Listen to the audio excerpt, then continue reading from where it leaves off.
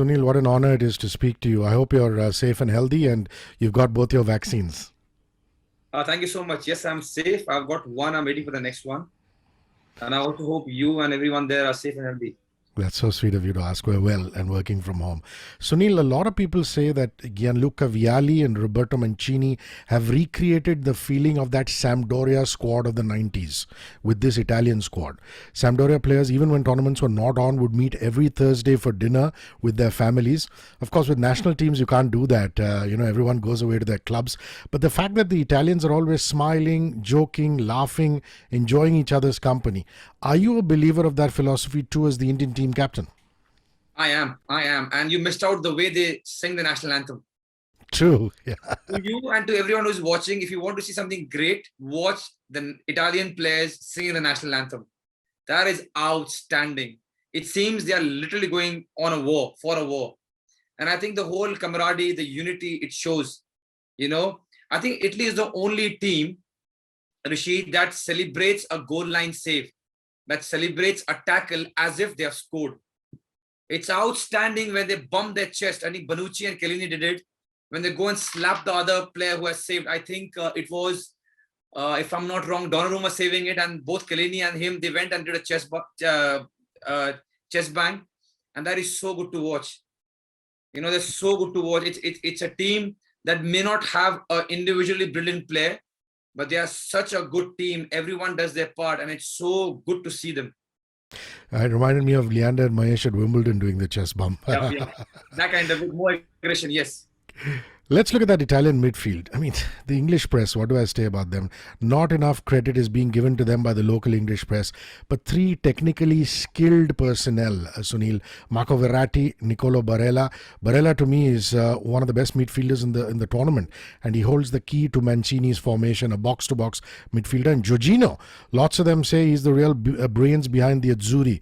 I want you to talk of that midfield. What the Englishmen have to do to counter them on Sunday, Sunil? Well, first of all, because they play three midfielders, and what we have seen, England have two defensive midfielders. Now, I don't know, they're going to use Mount as the underlying striker. They have to be man-on-man with them. Because the best part about these three midfielders, Verratti, Jorginho, and Barella, is when they lose the ball, you just watch them. They hunt the ball so rapidly, and the moment they get the ball, they're so calm with the ball. It is such a strange combination where you can do the hunting bit with all your might, and the moment you get the ball, you're so calm with the ball. And let's not forget, Verratti didn't even get the first 11. Locatelli started, and it looked so solid. And we were thinking, how he's going to bring Verratti back in the team. And now when Verratti or whoever gets changed in the midfield, Locatelli comes in. So it's an outstanding midfield. I mean, it's an outstanding midfield. I think against Spain, they weren't in the middle as the whole Italian team. They were, I think, a little bit subdued.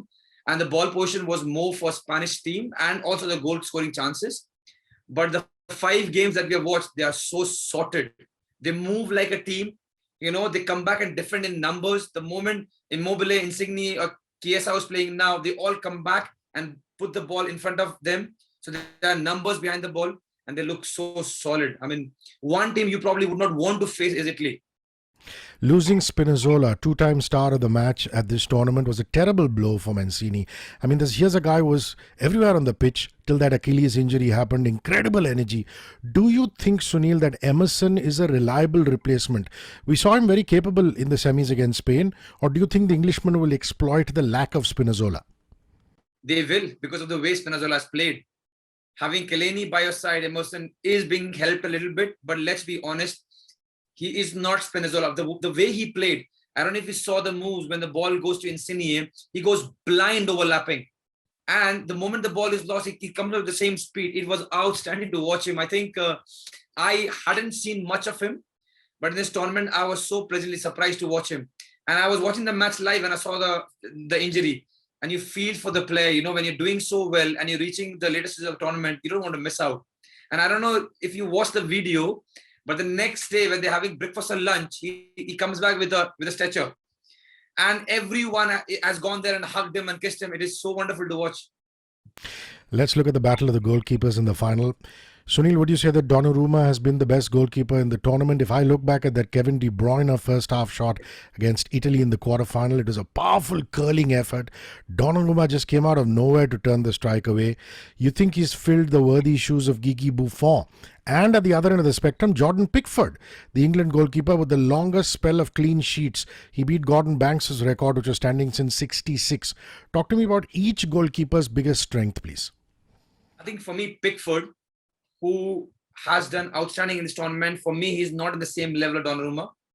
And I'm putting my neck on the line now when I say this. I think he's a very good shot stopper, but I don't think he's as clean as what Donnarumma is. Also, the free kick goal that they conceded at that level, and of course, I'm being a little bit critical, you probably would want a goalkeeper to save that.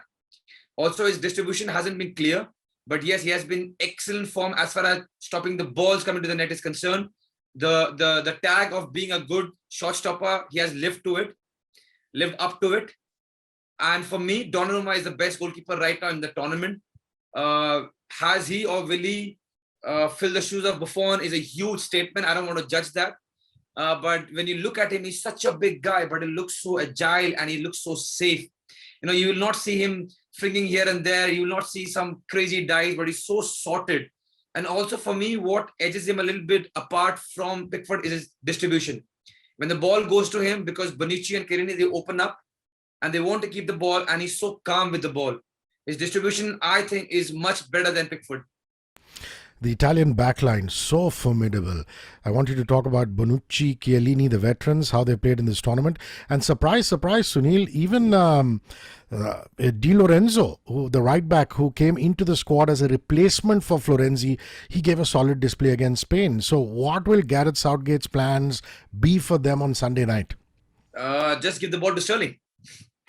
I think only one thing that they lack is the speed, but they are so smart, both Chiellini and Bonucci.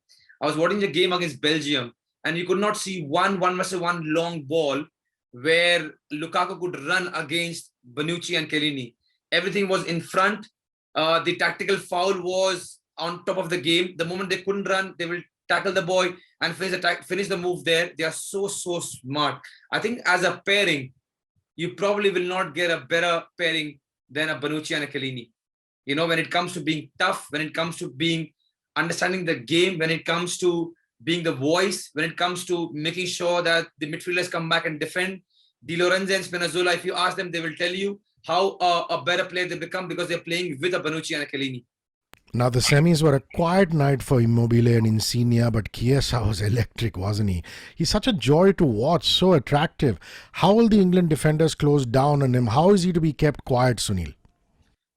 Make sure that they have a little bit of help and a covering. And the same goes to when they're marking a Sterling. What happens is, and they do it a lot, men marking has gone out of the window in modern football. You will not see somebody men marking throughout the game. But what happens is the moment this guy gets the ball, you make sure there's a covering. So I'm pretty sure both for Sterling and Chiesa, because both are dynamic and they want to take on players. You know what I mean? You will not see a Harrykane trying to dribble past people on in speed. Immobile hasn't done that. Insigne, yes. I think it was against Belgium. He scored that wonderful goal where he dribbled past Tielemans and he went, and I think Alderweireld couldn't close him down, and the goal happened. But Immobile for me hasn't been in top form.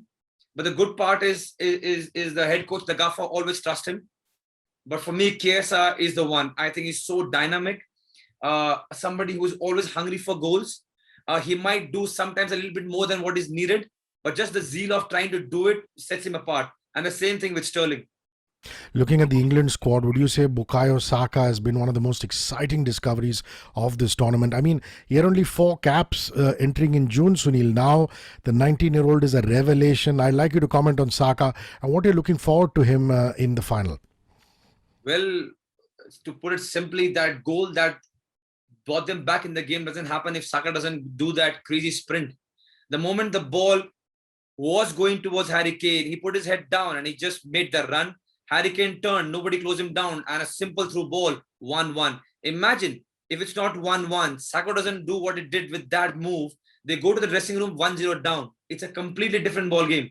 What Sterling and Saka do really well is make sure they come back and defend, which they will have to do in the biggest way possible against Italy. And whenever they do get the ball, they are so adventurous runners that they keep going. And because they are so fast, it will be very handy against Italy. I don't know if you remember, but I think it was 119th minute when Sterling still went and he had a 1-versus-1 in the last game. That just tells you the kind of stamina, speed, and the hunger of going forward and trying to score a goal is there. And both Saka and Sterling do it really well. And even if he doesn't go with Saka, Foden or Sancho have been asked to do it, that you come back and defend, because that's our main philosophy. We play with Declan Rice and Phillips. We do not want to concede. That has been the main mantra. And then in counter, we'll use a speed. Now, too much has been said about Harrykane, so I'm not going to get into all the details. I want you to comment on one aspect. Now, people are saying he's going to win the Golden Boot. He started flat in the tournament. He's come into his own. Everybody talks about his striking ability. What is not spoken about that much, I'd like you to speak about it, is that he has this uncanny knack of winning fouls, Sunil. And that really relieves the pressure on his side. I imagine it's vital, especially in the closing stages. What would be Mancini and team's plans to counter Kane? Oh, well, the good part about it is he has somebody called Chiellini and Bonucci. It doesn't get better than that. But talking about Kane, he's so smart, he reads the defenders so well. Defenders that he can bully physically, he does that. Defenders where he can take them on speed, he does that. And when he knows that he cannot do this, he shields the ball so well. I think he won 4 crucial fouls after they were 2-1 up, and there was a little bit of pressure in the last game. He's such a smart player. I think he's one of the most complete strikers we have in the modern football. He can score with his left, he can score with his right, of course. He's a good header. He makes those darting number 9 runs. He can drop back and make the assists that he did. And he's so good with shielding the ball. He's a powerful lad with a lethal shot.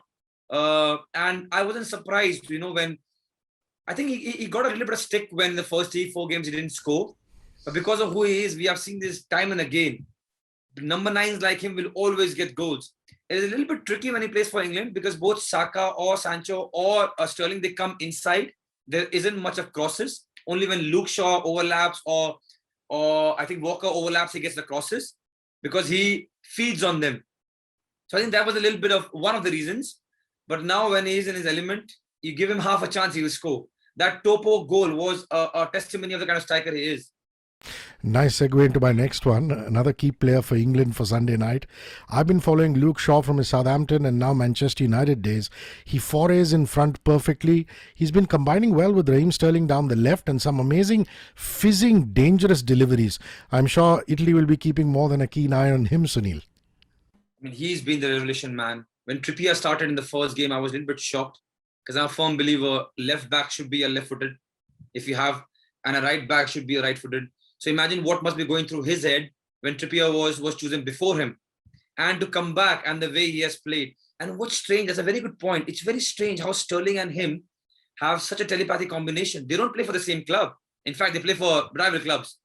But still to have that combination, every time Sterling gets into the position where there is a chance of overlap, he makes such a timed overlap. It's not a coincidence that he has got the kind of assist he has got. But it's not only his attacking crosses, but defending-wise, he looks sorted. He looks like somebody who's very safe and stable. Doesn't look like a player who didn't start in the first game. And Trippier, who's a right footer, was chosen in front of him. He's been really, really good. And of course, I would definitely want to ask him if I could, how do you combine well with Sterling? You don't play so many games, but it looks so well. It looks like they play for a long time at the same club. It looks as though Raheem Sterling is proving a point. The English media, the local English media gave him hell, saying, look at him now. Gareth Southgate has misguided trust in Raheem Sterling. Lots of people are saying player of the tournament. Sunil, you think this is redemption for him and he's really playing as to prove a point? Lots of people, I'm one of them. You know why people criticize Sterling in my idea? Because he misses chances. But you don't realize he makes so many of them also. But you always put somebody else, you know what, agar wo hota to goal maar deta, but you know what, wo hota to goal maar deta. But you don't realize the amount of chances he creates for Man City and now for England. And he's the only player for England who can do what he does, going behind the defenders for a crazy unselfish run or taking the ball and taking on players the way he does. Nobody else can do it right now. You talk about Grealish, who can do it, not at the same pace. And Grealish probably will not come back and defend the way Sterling does. You don't have a man-on-man replacement for Sterling right now. So I don't know why, and especially English media were giving him a stick, because you don't have a player like Sterling in your team. Call the game and the scoreline. I promise not to hold you to it, Sunil. I hope it doesn't go to extra time because I'm doing the late night show. But it's going to be very, very, very close, man. I know you're asking me to put a score line, but I don't know why, but I think it is coming home. My head is saying Italy are going to be too strong, but I don't know why I think it is coming home. Sunil Chetri is on Sony Sports' in-studio show Football Extra. Catch it live on Sony 10.2 in English, Sony 10.3 in Hindi, the commentary and the broadcast, of course. My last question is, any past Euro memories of yours in previous editions? Memorable goals, players or teams that you can think back and reminisce about? Yeah, I think a sad one when Ronaldo did his knee, he came out. There were footages of him almost in tears, and then the last footages where he was standing behind the coach, being the second coach and screaming and shouting. For me, yeah, that remains. That is something that comes in my head right now, because I can only imagine what must be going through when he did his knee and came out, and to brush it off and to do what he did, being the leader, making sure everyone is motivated, was outstanding. And also he got the dividends, the whole team got the dividends, and they won the Euro Cup. For a team like Portugal, it was a huge, huge moment. Sunil, I want to thank you on behalf of the whole nation. Thank you for what you do for the flag. Thank you for playing for us. Thank you for putting your body, your mind on the line for the nation and the country. And we're extremely proud of you. Stay safe and healthy. Thank you. Thank you so much, Rishi. There's nothing else that I want to do in my life. Thank you so much, and stay safe. 94.3 Radio 1. One world, your station.